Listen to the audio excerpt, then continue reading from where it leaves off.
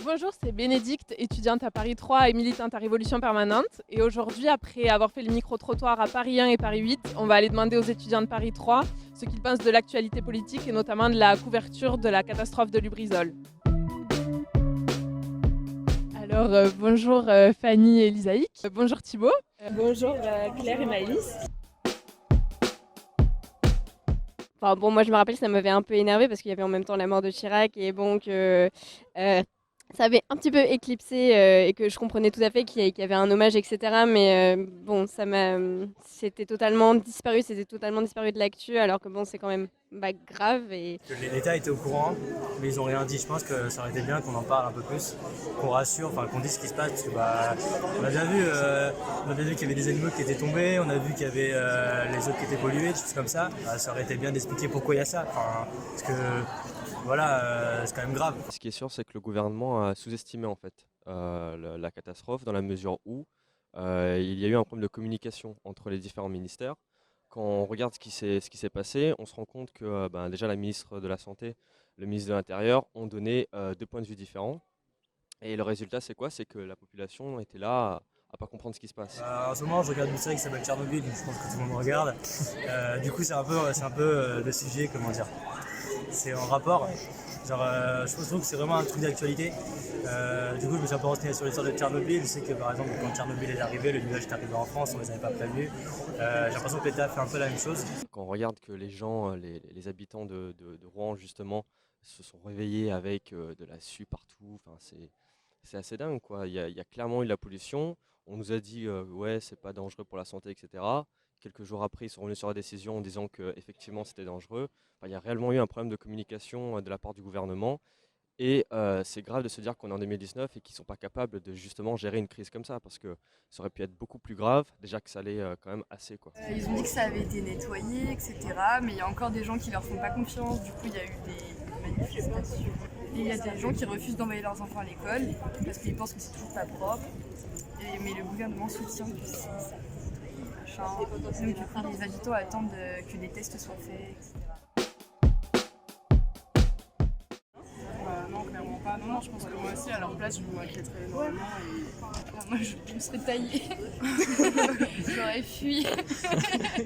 vont dire que l'air n'est pas toxique, bon, c'est oui, c'est un peu difficile à croire parce que, oui, effectivement, avec l'image des oiseaux morts et cetera, de tout ça, tu te dis qu'il y a un problème quand même et que bon, ça met beaucoup de temps à réagir et surtout comment c'est arrivé, comment une usine avec des déchets aussi dangereux peut exploser comme ça alors que normalement, ça doit être un endroit où il doit y avoir effectivement beaucoup de sécurité. Donc non, c'est très inquiétant. Enfin, c'est très très inquiétant et surtout pour les habitants qui se battent pour le fait de vraiment faire comprendre qu'il y a des malaises, il y a des vomissements, il y a des gens qui se sentent vraiment pas bien et que c'est un peu en même temps des oubliés et que bon, j'ai l'impression qu'en même temps l'État essaye de donner des réponses mais n'a pas l'air très confiant en même temps. Donc Moi, j'ai suivi un témoignage d'une femme anonyme, je pense, qui est partie du coup sur Paris avec ses enfants en bas âge parce qu'elle avait vraiment peur pour leur santé. Et du coup, c'est vrai que ça pose la question de sur place, qu'est-ce qui se passe? Moi, j'ai pas trop fouillé, mais je sais pas du tout ce qui est mis en place en normes sanitaires, sécurité pour aider la population locale. J'ai cru comprendre que dans ces cas-là, normalement, il faut évacuer, mais ça n'a pas été évacué. Donc, il y a cette question-là quand même qui est qui reste vraiment la chose la plus douloureuse.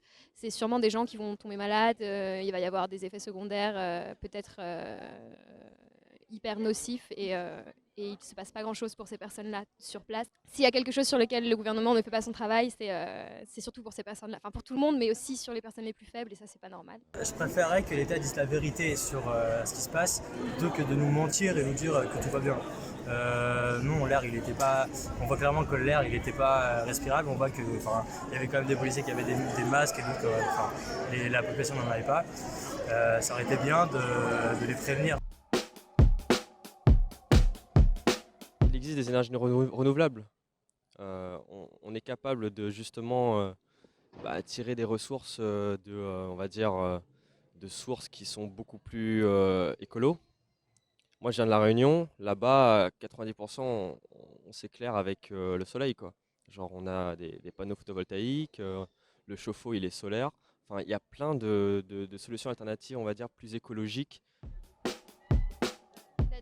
Du coup, non. Enfin, du coup, il y a un problème. Clairement, il y a quelque chose qui dysfonctionne et ça fait longtemps. Et c'est pas que sur le sujet de l'écologie, c'est sur plein d'autres domaines. Le capitalisme, à la base, c'est pour l'argent, le profil, tout ce qui est les actions, les actionnaires, etc. Et l'écologie, ça passe un peu à la trappe parce que c'est pas le plus important et ça rapporte pas beaucoup. C'est pas du tout compatible, puis d'autant plus que ça fait quand même un bout de temps que des scientifiques et des spécialistes hurlent que il faut changer, que maintenant c'est très très très très très très très très urgent de changer les choses. Le capitalisme et l'écologie ne sont pas deux trucs qui vont ensemble, quoi. Enfin, il faut revoir nos méthodes de consommation, enfin nos modes de consommation, et il faut qu'on fasse attention à la planète parce qu'un jour on va le regretter, quoi.